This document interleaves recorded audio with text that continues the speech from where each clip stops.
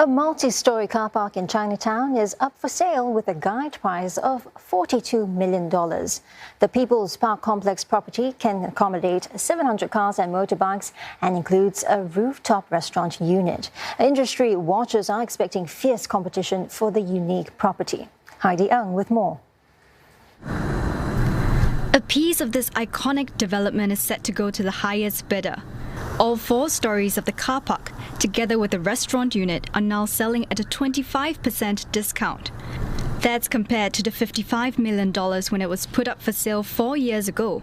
Back then, there were no takers. Probability of it actually being find a buyer could be much higher now. Because one thing is that there is a lot of liquidity right now in the market looking for stable and even alternative assets that can generate stable cash flow.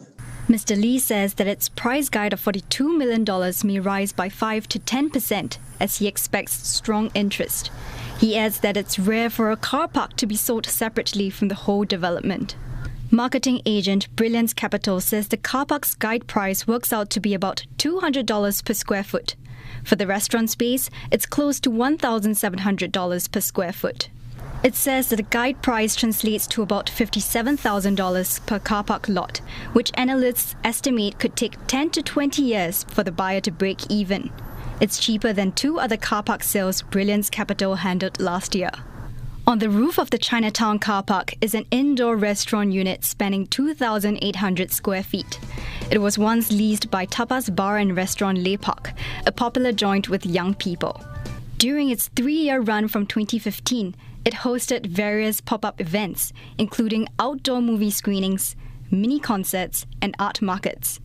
But because of challenges F&B operators face in the pandemic, one analyst says this unique dining concept is now a drawback. They are trying to stay afloat. So staying afloat and to survive through this crisis is probably paramount. And not so much trying to buy an asset at this point in time. So I think that part probably is a difficult thing to move at this moment. And I think it's a wise move to couple the car park and the restaurant space. But at the same time, the car park operators or those that like to invest in car parks may not like that retail space per se. So they may also be discouraged from going to the deal because of the restaurant space. Other disadvantages include the 50 years left on its lease and multiple failed en-bloc attempts in the past.